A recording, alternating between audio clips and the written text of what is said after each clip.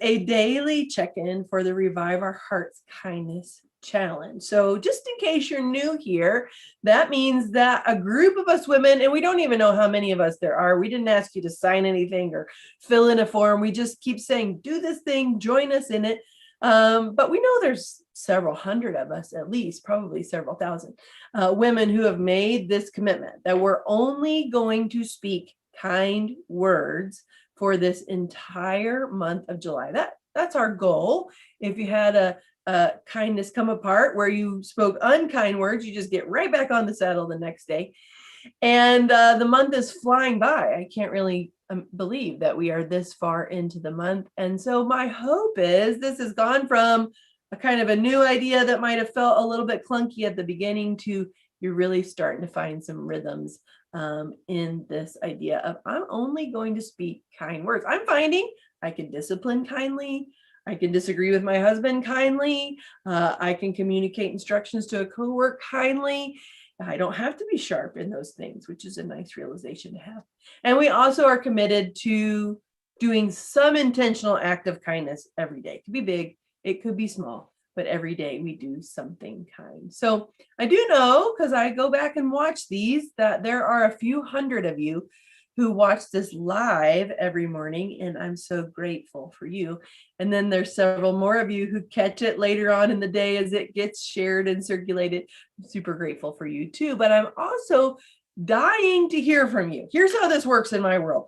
I just look at a camera and talk to you. I have to picture you in my imagination on the other side of the screen. You're looking at my face, which, by the way, I keep noticing how many chins I have in these kindness challenges. So just think, bless her heart. So you're looking at my face, but I can't see your face, but I'm dying to communicate with you. So step up to your keyboards, use that chat function. I want to know, what is the Lord doing in your heart? I'm not doing anything in your heart.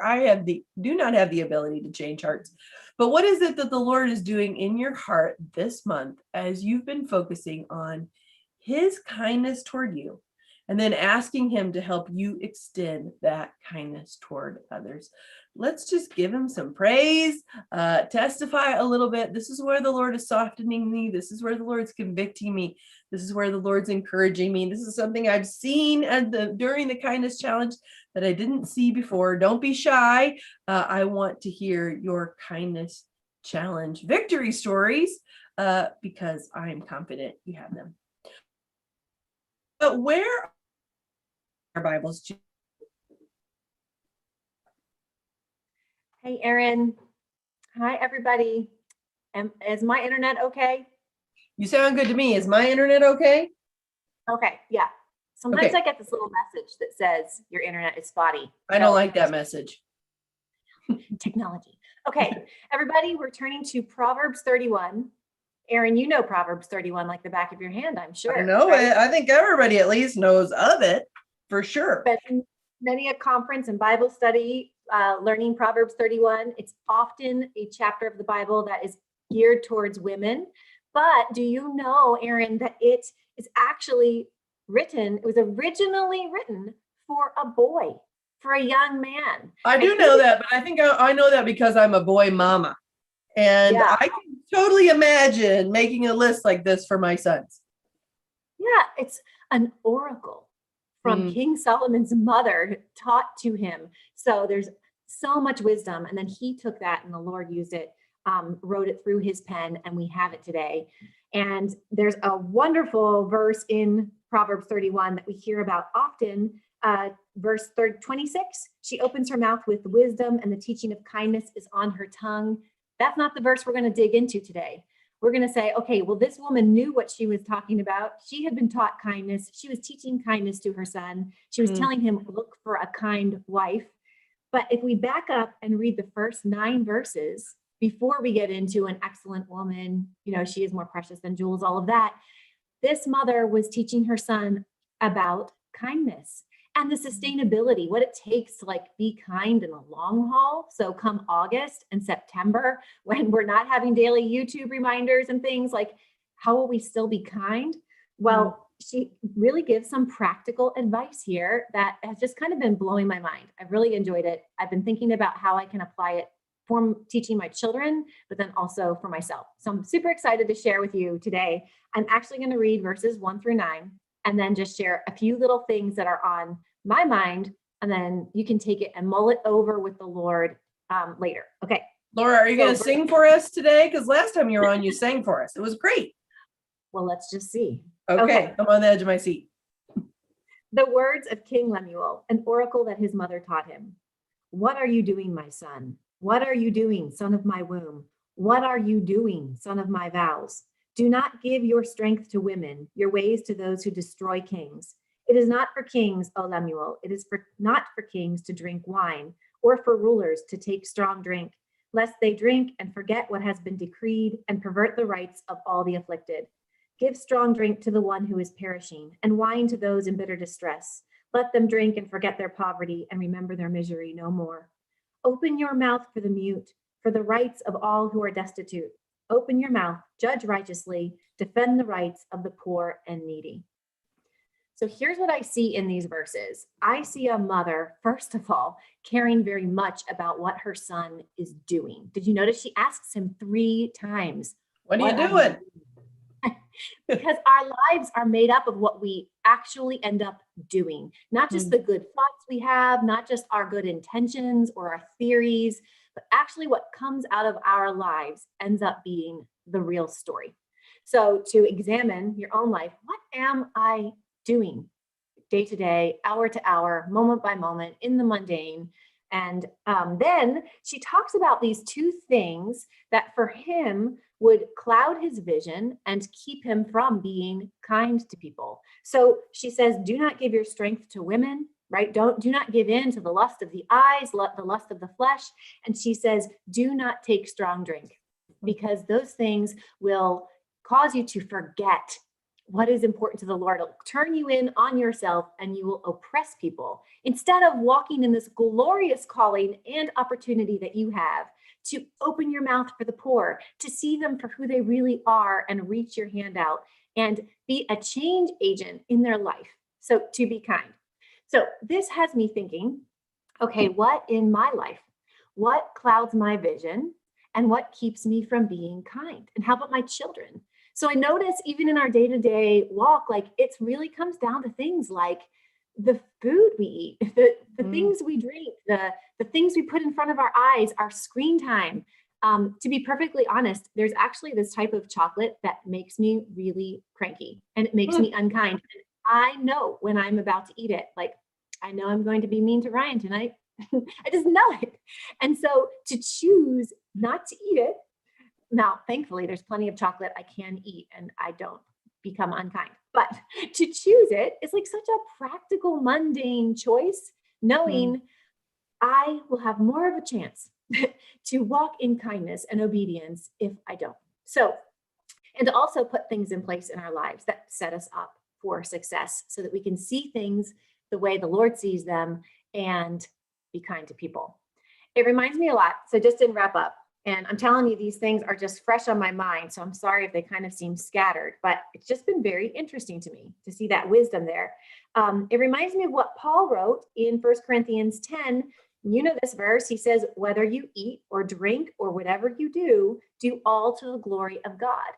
And then he goes on to say, it comes down to kindness. He says, give no offense to Jews or to Greeks or to the church of God, just as I try to please everyone in everything I do, not seeking my own advantage, but that of many. Why? That they may be saved. So if we keep that in mind, that our kindness is for the ultimate eternal good of those around us, it's just so exciting to me. I hope it's exciting to you. And then I hope that each of us has a chance to sit with the Lord and say, okay, Lord, what does this really come down to on a practical day-to-day level so that I may see people the way you do and treat them the way you'd like me to treat them? Laura, I know what it is for me, and this isn't going to be popular, but I'm going to say it anyway. It's caffeine for me. There was a week that I was tucked away with my family in a beautiful cabin at a picturesque place overlooking a lake, and I was a shrew. I was just irritable and annoyed and sharp-tongued, and I was taking that opportunity where I was kind of lingering outside to just drink a ton of coffee and, sit on the porch and drink the coffee and do all the things that we think are so picturesque. And it was like, oh, this is actually making me really unkind toward my family. And I took caffeine out of my life at that week and haven't put it back in. So it really can be those practical things that have bearing on our kindness. I'm sort of glad mine's not chocolate. Yeah. Yes. And I'm sort of glad that I can eat other chocolate. And yeah. But it can be like, I'm not moving my body at all. And then I'm very irritable. It could be such practical. I never saw that in Proverbs 31 though before. That is really an insightful piece of wisdom you gave us. Yeah. Sometimes we give good advice to people just out of like health benefit or like this is about you and like the ultimate outcome for you. Don't drink too much or whatever. But it's wonderful to see, oh, no. The motive here is so that you will be freed up to do the good works God has established for you to do, to benefit people for eternity. It's just so much more compelling and so good. Paul, who you mentioned, said everything is permissible, but not everything is beneficial. And that's some really good wisdom. And there are times where I will say to myself, yes, Aaron, you can drink that cup of coffee and you will not be sinning. But it's going to make it so much harder for you to treat people in a Christ-like way for the next 12 hours or however long until that's out of your system. Just make sure it's really worth it. And it's just not worth it. It's not even something that I really crave anymore because I'm not constantly having to fight that irritability that I did have to fight as a result. So really great wisdom. Thank you, Laura. Well, every day we try. Go ahead. Were you going to say something? Nope. Oh, no. Okay, great. I'm sure you had some other wise thoughts. Every day we try to wrap this up with a practical idea for how to show some kindness. Maybe you are a creative type and you got 11 billion creative ideas to show kindness. That's great. Or maybe not. Maybe you need someone just to give you some ideas. And so today's idea comes from the new booklet from Revive Our Hearts called A Deeper Kind of Kindness. That's from Nancy DeMoss Wolgemuth, and it includes some really rich wisdom about why kindness matters so much, along with 100 ideas for how to show kindness. And it's divided into groups, like showing kindness to your family, to your ministry team at your church, your friends, your neighbor. So this one comes from that, and I love this idea. Do a neighborhood prayer walk. You could involve some other families if you know some families in your neighborhood, or just you and your family, or just you and your dog, or you all on your own. Walk your neighborhood and pray. Prayer is such a kindness that we can offer on people's behalf.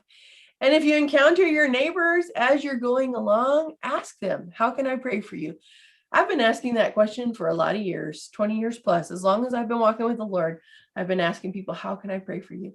And I've never had anyone ever resist that question. Even if they don't believe there is a God, even if they are hostile toward God or toward Christianity, even if they're in a really dark place spiritually where they are not praying themselves, I've never had anyone resistant to that question. How can I pray for you? They always have an answer, which to me speaks to the fact that we all somewhere in our spirits know there is someone bigger than us, and we want him to be attentive to our needs. So as you're walking around your neighborhood, if you encounter someone, don't cross to the other side of the street.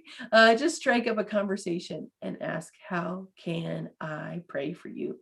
I was in Alaska several years ago to teach the Bible in a remote fishing village off the coast of Alaska. And they were pretty hostile to scripture. They did not want to hear me teach the Bible, but I prayer walked that village every day and prayed out loud for the houses I saw, the people I saw. And it might have just been the most kind thing I did while I was there. So you can do it wherever you are, Alaska to Alabama and everywhere in between. A kind thing you can do today is to pray in your neighborhood. Well, tomorrow I won't be here. Our girl Portia will be back leading the kindness challenge check-in, and she's going to be joined by Nicole Furno, who I hope you already know and enjoy. Nicole and Laura have been leading a Bible study for leaders for our new Bible study, Deborah. So maybe you're already familiar with her from that context, but I love to hear her teach the Bible. And so I will be watching. I just won't be hosting, and I hope you'll be watching too. Between now and then, only kind words today, ladies. No unkind words. Be thinking about what might prevent you from keeping that commitment. Is it something you eat, something you do, something you don't eat, something you don't do? It might be something really practical, and I hope the Lord shows you what that is today. Thanks again for being with us, Laura. You're always a delight. Thanks, Erin. This was awesome. Yeah, between now and tomorrow, a quick reminder, kindness